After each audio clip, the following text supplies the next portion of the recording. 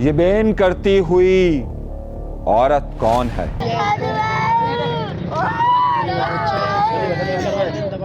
आफाक अहमद पर मजीद केसेस की तैयारी, जमानत हो गई लेकिन मामला कहां के रुका। अल्ताफ हुसैन की किताब का मेहमान कौन होगा, अंदर की खबर। हैदराबाद में एहतजाज किसका हुआ और किस तरीके से हुआ। जमाते इस्लामी की नई तैयारियां किस तरफ जा रही है। पाकिस्तान तहरीके इंसाफ क्यों खामोश हुई बैठी है। अख्तर मेंगल ने एंट्री कहां पर दी है। MQM के अरकान असेंबली आमने सामने किस जगह पर आए। अपने प्रोग्राम का बाकायदा आगाज करते हैं अपने परवरदिगार के शुक्र से। इससे पहले कि मैं आपको सारी तफसीलात से आगाह करूं कि किस तरीके से आज जो एक बहुत अहम तकरीब होने वाली है उसमें एक अहम मेहमान कौन है और अल्ताफ हुसैन ने ख़ास तौर पर उन्हें दावत क्यों दी है, ये बड़ा अहम नुक्ता आपके सामने मैं रखने वाला हूं। और उसके साथ साथ आफाक अहमद की एक हफ्ते तकरीबन 12 दिन के बाद जमानत हुई, लेकिन जमानत होने के बावजूद भी उनको रिहा क्यों नहीं किया गया और वो बहुत सारे ऐसे कौन से मुकदमात है जिनमें उन्हें डालने की तैयारी की बाज़गश्त सुनाई दी जा रही है। और फिर हफ्ते वाले दिन यानी कि इस वक्त जब मैं प्रोग्राम रिकॉर्ड कर रहा हूं, जुम्मे का दिन है, वक्त 5 बजे का है और उसके बाद फिर कौन सी सूरत हाल सामने आने वाली है ये भी आपके सामने रखने वाला हूं। और एक बहुत अहम रहनुमा अख्तर मेंगल ने कराची के मामलात में एंट्री क्यों दी है, कराची के सेंट्रल जेल में होने वाले एक वाक़े पर मैं आपको तफसील के साथ आगाह करने वाला हूं कि वहां मामला क्या हो रहा है। जबकि दूसरी तरफ MQM के आपस के इख्तलाफात खत्म नहीं हो रहे और सबकत ले जाने की सूरत हाल सामने आ रही है। एक MNA और MPS का आपस में तसादुम होते होते कहां पर रह गया, ये तफसीलात भी आपके सामने रखूंगा। इन सब के लिए जरूरी कुछ चीजें हैं और वो चीजें जरूरी यह है कि प्रोग्राम को आखिर तक जरूर देखिएगा, अपडेट रहिएगा और साथ साथ चैनल को सब्सक्राइब जरूर कीजिए। और अगर आपको वीडियो पसंद आए तो लाइक जरूर कीजिए, शेयर जरूर कीजिए। और अब हम एक नया सिलसिला शुरू कर रहे हैं और वो सिलसिला यह है कि आपके जो कमेंट्स आते हैं उसमें आपके सवालात जो होते हैं उनके जवाबात का सिलसिला भी हम जल्द शुरू करने वाले हैं, बल्कि शुरू होने वाला है। लेकिन बस हमारे एक साहब है, ज़रा से सुस्तुल वजूद कहलाते हैं, वो तो है ना सुस्तुल वजूद। अब वो कौन से साहब है, अगली बार जो है ना प्रोग्राम में उनका बाकायदा नाम लूँगा ताकि जितने भी हमारे देखने वाले हैं ना वो सब पहचान सकेंगे किस साहब पर जो है वो मैं जिक्र कर रहा हूँ। उनकी तस्वीर भी दिखाऊंगा मैं कि ये इसकी वजह से मैं आपके सवालात जो हैं वो नहीं ले पाता। लेकिन खैर गुफ्तगू के सिलसिले का आगाज़ करते हैं और प्रोग्राम को आगाज़ हम करते हैं अपने परवरदिगार के शुक्र से। आइए सबसे बड़ी खबर और जिसके बारे में आप सबको बहुत ज़्यादा इंतज़ार रहा है और वह इंतज़ार इस बात पर रहा है कि आफाक अहमद साहब को जो गिरफ्तारी की गई थी, उनकी गिरफ्तारी के बाद ताहाल उनकी ज़मानत हुई, लेकिन जमानत के बाद उनकी रिहाई क्यों नहीं हुई, ये तफसीलात मैं आपको आज सामने रखने वाला हूं। हुआ यह कि इंसदाद दहशतगर्दी की अदालत ने जो 2 मुकदमात थे जिसमें लांजी और कोरंगी का था, जिसमें आफाक अहमद साहब पर इंसदाद दहशतगर्दी का ये इल्ज़ाम आयद किया गया था कि उन्होंने एक तकरीर की है। इस तकरीर के हवाले से कोई वाज़ेह शवाहिद जो प्रोसिक्यूशन है और IO साहब नहीं दे सके थे, जिसके बाद कल यानी कि एक रोज़ पहले तारीख थी 20 फरवरी को उन्होंने फैसला महफूज किया था। आज ख़ास तौर पर महाजर कौमी मूवमेंट के बेतहाशा कारकुनान जेल के बाहर मौजूद थे और उनका ख्याल ये था कि वो आफाक अहमद साहब का फैसला सुनते ही उनकी रिहाई होगी और रिहाई के बाद वो उनका इस्तकबाल करेंगे। अब इस्तकबाल का भी प्लान मेरे सामने आया है, लेकिन ये बाद में मैं आपको बताता हूँ। हुआ ये कि आफाक अहमद साहब का जब फैसला सुनाया गया तो फैसले में इंसदाद दहशतगर्दी की अदालत ने दोनों मुकदमात में 1-1 लाख रुपए के मचल के जमा करवाने पर उनकी जमानत की मंजूरी दी। अब तवक्को ये थी कि जब ये जमानत हो गई तो MQM यानी महाजर कौमी मूवमेंट के जो दीगर लोग हैं उन्होंने वो 1-1 लाख रुपए के मचल के जमा करवाए। उसके बाद उनके कारकुनान बाहर मौजूद थे और वो इस बात का इंतजार कर रहे थे कि अब आफाक अहमद साहब की रिहाई मुतवक्के हो जाएगी। लेकिन जेल हुकाम ने उनके ऊपर एक नया इंकशाफ किया। ये मैंने आपको पहले बताया हुआ था कि ये होने वाला है और ये मैंने आपको वाज़ेह तौर पर कहा था, वही हुआ। और वो हुआ ये कि सुरजानी टाउन के मुकदमे में उन्हें गिरफ्तारी उनकी डाल दी गई।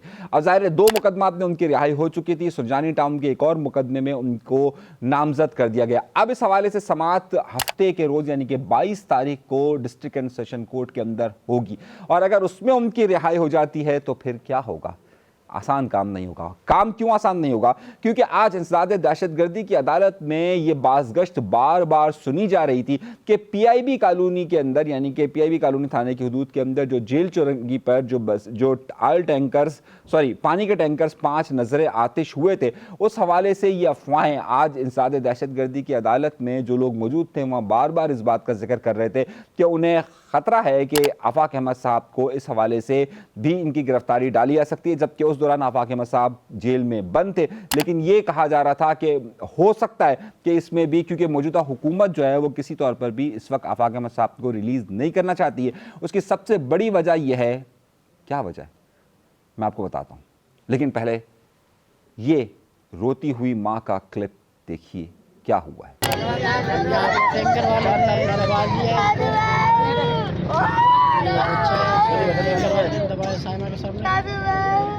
मेरी गुजारिश है कि जितने भी टैंकर वाले हैं,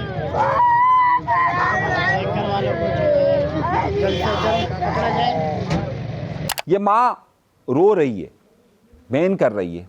ये महाजर नहीं है, ये सिंधी है, लेकिन सिंधी बोलने वाले हैं।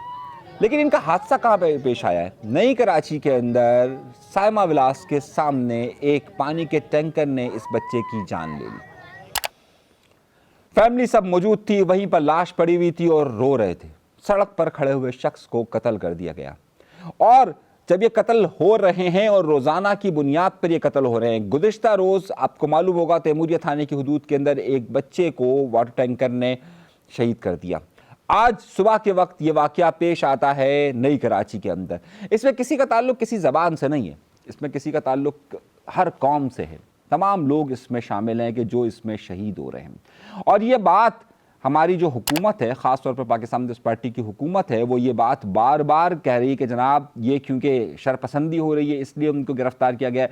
जबकि ऑयल टैंकर्स, पानी के टैंकर्स हो या फिर डंपर माफिया हो या फिर हेवी जितना भी ट्रैफिक आता है, उनसे जो लोग भी शहीद हो रहे हैं उन पर हुकूमत दादरसी करने की बजाय मुसलसल ये पैगाम दे रही है कि हम आफाक अहमद साहब को गिरफ्तार रखेंगे। इसी वजह से आज आफाक अहमद साहब की एक और बड़ी बात, और खबर तो देना आपको भूल गया मैं।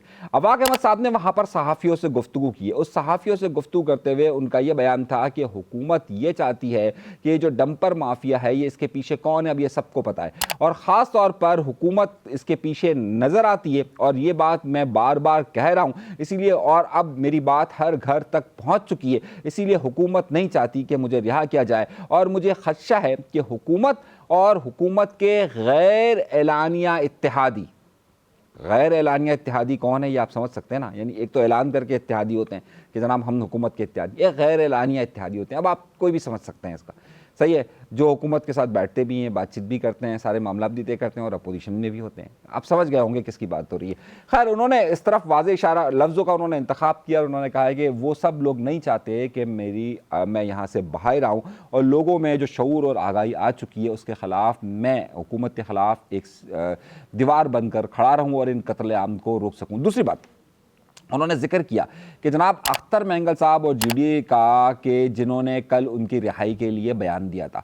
अच्छा, अब अख्तर मेंगल साहब का एक बलोच कौम परस्त हैं और अख्तर मेंगल साहब से ही कनेक्टेड एक और स्टोरी भी मैं आपको बताऊंगा कि क्या मामला हुआ। अब अख्तर मेंगल साहब का क्यों जिक्र किया आफाक अहमद साहब ने, और अख्तर मेंगल साहब का आपको मालूम होगा कि जब मौजूदा इलेक्शन हुए थे, जो इस वक्त 2024 के इलेक्शन हुए थे, उस वक्त अख्तर मेंगल साहब और साथ साथ उनके जो अचकज़ई साहब है उन्होंने एक तहरीक का आगाज़ किया था बलूचिस्तान के अंदर, और उसके बाद अख्तर मेंगल साहब ने अभी मौजूदा असम्बली से अपने इस्तीफ़े देने का ऐलान किया था और कहा था कि ये असम्बलियाँ सारी की सारी रबड़ स्टैंप है, और बहुत कुछ अभी अख्तर मेंगल ने कहा था। अख्तर मेंगल साहब इस वक्त अमली सियासत में उस तरीके से नज़र नहीं आते, लेकिन अख्तर मेंगल साहब ने आफाक अहमद साहब की रिहाई का मुतालबा किया। इसके पीछे एक बहुत बड़ी कहानी है, और बहुत बड़ी कहानी क्या है वही मैं आपको बताना चाह रहा हूँ कि कहानी क्या है। आफाक अहमद साहब जेल में थे और आपको मालूम होगा कि आफाक अहमद साहब 9 साल जेल में रहे।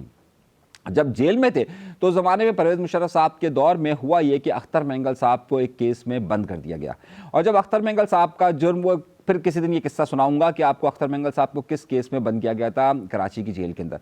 जब उन्हें बंद किया गया तो उनके पास एक बहुत ही तारीख सा एक बहुत ही इतना सा उनको कमरा दिया गया कि जिसके अंदर बमुश्किल वो बैठ सकते थे, वो लेट नहीं सकते थे, उनके पाँव वगैरह उधर नहीं आते थे और उन पर बड़ी मुश्किल में उनको उस वक्त में रखा गया था।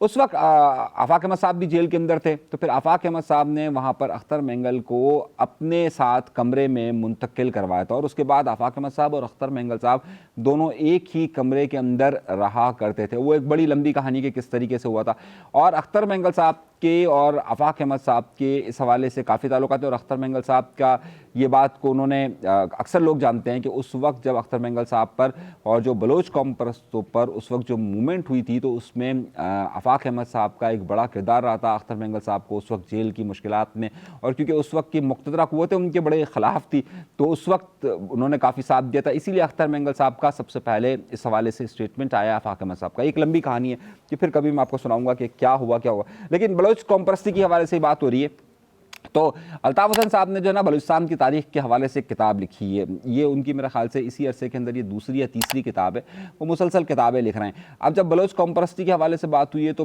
खान ऑफ कल्लात ज़ाहिर एक बहुत बड़ा नाम है बलूचिस्तान के हवाले से, खान ऑफ कल्लात का, और ख़ास तौर पर खान ऑफ कल्लात का जब जिक्र होता है तो उसकी बात यही होती है कि जो पाकिस्तान के आज़ादी से पहले जो ये बलूचिस्तान के हवाले से जो रियासत थी वो खान ऑफ कल्लात की थी और जिसमें फिर बहरहाल कराची का भी कुछ हिस्सा उस वक्त खान ऑफ कल्लात के ज़ेर असर रहा करता था और बाद में जब वो सिलसिला ख़त्म हुआ था तो फिर उसके बाद खान ऑफ कल्लात का ख़ास तौर पर जिक्र इस वजह से आ रहा था कि उन्होंने बलूचिस्तान के हवाले से काफ़ी मामला थे, लेकिन खैर नुक्ता ये नहीं है।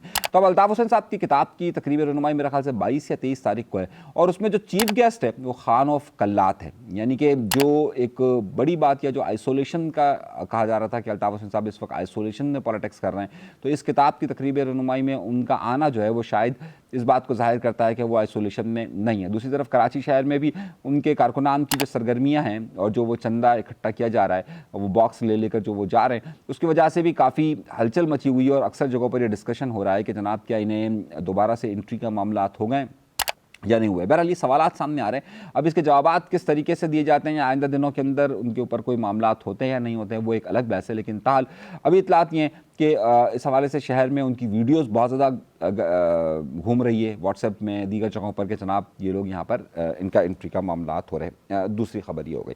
तीसरी खबर जो है वो हैदराबाद के अंदर एक एहतजाज हुआ है और ये फुटेजेस आप देख रहे होंगे। हैदराबाद के अंदर आफाक अहमद साहब की रिहाई के लिए एहतजाज हुआ। हैरत अंगेज़ तौर पर आफाक अहमद साहब की रिहाई के लिए हैदराबाद के अंदर एहतजाज होना, अब इस वक्त गुज़िश्ता कई दिनों से ये बात देखी जा रही है कि आफाक अहमद साहब जिनका बड़ा होल्ड रहा लांडी के इलाके के अंदर, फिर कोरंगी में रहा उनका होल्ड, उसके बाद उनकी बाकी सब जगहों पर वो एंट्री नहीं थी, लेकिन district central, district east, district west, उसके साथ साथ फिर अब हैदराबाद के अंदर उनकी सरगर्मियों में इजाफा हुआ है। खुद आफाक अहमद साहब तो जेल में, लेकिन उनके कारकुनान और उनकी जो सपोर्ट है वो अब कराची के दीगर डिस्ट्रिक्ट से हटकर अब हैदराबाद के अंदर भी मुंतकिल हो रही है और उनकी काफ़ी सपोर्ट बढ़ती जा रही है। हैदराबाद में भी उनके हवाले से मुजाहरा हुआ है। ये मुजाहरे के फुटेजेस मैं आपको दिखा रहा हूँ जो हैदराबाद के अंदर प्रोटेस्ट हुआ है। हमारे वहाँ एक बड़े खुसूसी नुमाइंदे, बल्कि खुसूसी जादूगर नहीं है, नासिर भाई, उन्होंने जो है वो नासिर भाई एक बड़े टीवी चैनल से वाबस्ता हैं, उन्होंने ये फुटेजेस, मैंने कहा कि भाई कोई ऐसा प्रोटेस्ट हुआ है तो उन्होंने कहा हुआ है, मैंने कहा कोई फुटेजेस का इंतजाम करें। नासिर भाई का शुक्रिया कि जनाब वो खुद गए उधर, उन्होंने फुटेजेस बनाकर मुझे भेजी कि हाँ इस तरह का कोई सूरत हाल हुआ है। तो ये फुटेजेस भी मैं आपके सामने रख रहा हूँ कि ये फुटेजेस आप देख सकते हैं। तो उनका शुक्रिया नासिर भाई का, हमारा जादूगरनी का लफ्ज़ तो उनके लिए इस्तेमाल नहीं कर सकता, लेकिन बहरहाल शुक्रिया उनका। अच्छा खैर, एक और बड़ी खबर की तरफ आते हैं। ये बहुत सारी खबरें हैं। MKM में एक बड़ा इख्तलाफ सामने आ रहा है। अब वो इख्तलाफ जो ऊपर की सतह पर था वो नीचे की सतह पर भी मुंतकिल होते हुए नजर आ रहा है। PIB कॉलोनी का इलाका है ये, और PIB कॉलोनी डिस्ट्रिक्ट ईस्ट के अंदर आता है। यहाँ पर एक बड़े मजबूत MNA हैं सादिक इफ्तिखार साहब। अच्छा, बड़े मजबूत किसी और वजह से कह रहा हूँ, फिर कभी इसकी तफसीला बताऊंगा। वहाँ पर कुछ MPs भी मौजूद थे। MPs ने ये बड़ा ज़ोर शोर से गिला किया है कि भाई ये सब फारिग हो गए, टाउन वाउन सेक्टर वेक्टर ये सब फारिग हो गए, कोई काम नहीं करता, मैं ही बस काम कर रहा हूँ। अच्छा, एक साहब हैं, उनके अंदर एक ये रूह आ गई है उनके एक बड़े लीडर की कि जनाब कौन, मैं ही तो हूँ, शहर किसने बनाया, मैंने बनाया, ये किसने किया, मैंने बनाया। तो उनके जहन में भी ये बात आ गई है, जबकि उन्होंने भी जो 2 नंबरियाँ की ना उस रुकने असम्बली ने भी, वो भी मुझे पता है कि किस तरीके से गैस के प्रोजेक्ट पे अपने लेबल लगाएं। तो खैर उधर उनकी कुछ तल्ख कलामी हुई है, हाथापाई होते होते रह गई है, लेकिन तल्ख कलामी बहुत ज़्यादा हुई है। और मैं आपसे फिर कह रहा हूँ, कराची शहर में चाहे कुछ भी हो रहा होता है ना, हमारी जादूगरनी हर शहर पर मौजूद होती है और हर जगह पर, हर मीटिंग्स के अंदर मौजूद होती है, चाहे किसी भी जमात की हो रही हो। अब इसी हवाले से मैं आपको एक और बात बताऊं कि जमात इस्लामी ने एक बड़ा फैसला किया, और जमात इस्लामी अब तक डंपर के हवाले से खामोश नज़र आ रही थी, लेकिन अब जमात इस्लामी ने बाकायदा मूवमेंट का आगाज़ करने का फ़ैसला किया है। उन्होंने बड़े एहतजाज की कॉल दी है, उसकी हवाले से भी मैं एहतजाज जब हो जाएगा तो मैं उसकी कॉल आपको बताऊँगा। उन्होंने बड़े पैमाने पर शहर में बैनर्स लगाए इस वक्त डंपर्स के हवाले से। तो जमात इस्लामी भी डंपर के इशू पर सरगर्म हो रही है। वैसे तो डंपर का इशू सारे सबसे पहले कामरान टेसोरी साहब ने उठाया था, लेकिन कामरान टेसोरी साहब आजकल मुल्क से बाहर। हाँ, कामरान टेसोरी साहब से याद आया, कामरान टेसोरी साहब ने जो है वो एक बड़ा ऐलान किया है और उन्होंने कहा है कि जो कुछ भी इस वक्त प्रोपेगेंडा हो रहा है ना, इसके पीछे भारत और खवारिज मौजूद हैं। अच्छा, मुझे एतराज़ है इस बारे में, मैं क्योंकि हम लफ्ज़ों का इस तरीके से इस्तेमाल कर लेते हैं। मैं कह रहा हूँ कि भाई देखिए, आप खुला नाम लिया करें, लेकिन आप क्योंकि खुद ये बर्मिंघम में इस वक्त मौजूद है और बर्मिंघम में, लंदन में नहीं है। मैंने आपसे कहा था ना, ये लंदन अभी नहीं जा रही है, मुख्तलिफ और प्रोजेक्ट्स में जा रहे हैं। मेरे ख्याल से 2 दिनों में इनकी वापसी भी है। अच्छा, ये जो बर्मिंघम में जा रहे हैं तो उधर उन्होंने कहा कि जनाब ये जो खवारिज का मामला है, या जो वो प्रोपेगेंडा कर रहे हैं इस वक्त पाकिस्तान के खिलाफ, अरे खवारिज नहीं कर रहे, ये सीधा सीधा क्योंकि इस वक्त यूके के अंदर तहरीक इंसाफ की सपोर्ट बहुत ज़्यादा मौजूद है, तो नाम लेते हुए डर रहे थे। भाई तहरीक इंसाफ कर रही है, तहरीक इंसाफ के वहाँ जो बैठे हुए लोग कर रहे हैं। अब उन्होंने थोड़ा सा इज्तनाब बरता, कन्नी काटी, लेकिन खैर ज़ाहिर है उनको स्टैंड लेने से, उनको बोलते हैं कि जनाब ये लोग हैं, नाम लेते हैं उनका, लेकिन उन्होंने आसान सा रास्ता ढूंढा है। खैर उनका ये बयान भी सामने आया। एक अफसोसनाक वाक़या, एक अफसोसनाक बात हुई है, और वो हुई है कि अज़ीमिया सिलसिले के जो आप मुर्शिद कह लीजिए उनको, उनके जो बड़े थे, अज़ीमिया सिलसिला आपको मालूम है कि रूहानी सिलसिला एक बहुत बड़ा, और उनके रहनुमा ख्वाजा शमसुद्दीन अज़ीमी साहब का जो है वो आज कराची शहर के अंदर इंतकाल हो गया है। ख्वाजा शमसुद्दीन अज़ीमी साहब जो हैं वो 1927 के अंदर इस वक्त जो हिंदुस्तान कहलाता है उसके इलाके सहारनपुर के अंदर पैदा हुए थे। एक बड़ा तवील अरसा उन्होंने कराची शहर के अंदर रूहानी उलूम के हवाले से किया। ख़ुद अज़ीमिया सिलसिले के लोग इन्हें अपना मुर्शिद मानते हैं। गुज़िश्ता 10 दिनों से वो हॉस्पिटल में ज़ेर इलाज थे। आज उनका इंतकाल हो गया है। करीबन कोई 98 साल उनकी उम्र थी, 98 ईयर उनकी तकरीबन इनकी उम्र थी। और इस हवाले से ज़ाहिर है ख्वाजा शमसुद्दीन अज़ीमी साहब का एक वक्त, एक नाम रहा इस शहर के अंदर, एक बहुत बड़ा किरदार रहा। इस हवाले से ज़ाहिर गुफ्तगू हमें करना ज़रूरी थी। एक और बात भी हो गई साथ साथ, अगर ये बात भी हो रही है तो वो एक इंटरनेशनल ख़बर भी देना बहुत ज़्यादा ज़रूरी है, और वो बहुत सारे लोग इसे बहुत अहमियत दे रहे थे। हिज़्बुल्लाह, वो जमात जो कि लबनान के अंदर मौजूद थी और जिसमें हसन नसरुल्लाह उनके एक बड़े सरबराह रहे। हसन नसरुल्लाह साहब का जो वाक़या पेश आया था वो 27 सितंबर को उन्हें इजराइल ने एक हमले में शहीद कर दिया था। उनके जस्ते खाकी को अमानतन दफन किया गया था, लेकिन उनकी नमाज जनाजा या उनकी बाकायदा आखिरी रसूमात अदा नहीं की गई थी। अब इस हवाले से फ़ैसला ये किया गया है कि 23 तारीख को इतवार के रोज़ उनकी आखिरी रसूमात अदा की जाएगी। अच्छा, 2 वाक़यात हुए थे। एक जो नसरुल्लाह साहब थे, उनके बाद जो सरबराह बने हिज़्बुल्लाह के, उनको भी शहीद कर दिया गया था। तो दोनों की 7 नमाज जनाजा अदा की जा रही है, और इस वक्त इतलात ये मिल रही हैं कि जितनी भी लबनान जाने वाली परवाज़ें थी वो तमाम की तमाम फुल टिकट सबके हो चुके हैं, सब कुछ बिक चुका है। और वहाँ पर ये इतलात भी आ रही है कि ईरान के जो वज़ीर ख़ारजा हैं, ये भी कहा जा रहा है कि वो वहाँ पर जाएंगे। जब ईरान के वज़ीर ख़ारजा जाएंगे, अब ये नमाज जनाजा होनी है, लेकिन 12 घंटे के लिए इतवार के दिन लबनान ने अपनी तमाम फ़ज़ाई हुदूद को बंद कर दिया है। एक बहुत बड़े इज्तिमा की तवक्को की जा रही है। ये एक बड़ा अहम पैगाम होगा कि जब ये बात कही जा रही है कि जनाब इस वक्त हिज़्बुल्लाह को तोड़ दिया गया है, उस वक्त हिज़्बुल्लाह क्या बहुत बड़ा इज्तिमा करने में कामयाब होगी या नहीं होगी, ये बड़ा सवाल होगा। ये आइंदा दिनों के अंदर इस पर हम आपसे मज़ीद गुफ्तगू करेंगे, लेकिन अभी के लिए इजाज़त दीजिए। अल्लाह तबारक व तआला आप सबको खुश व खुर्रम रखे, आबाद रखे, सलामत रखे, कायम रखे। अल्लाह ने के बाद।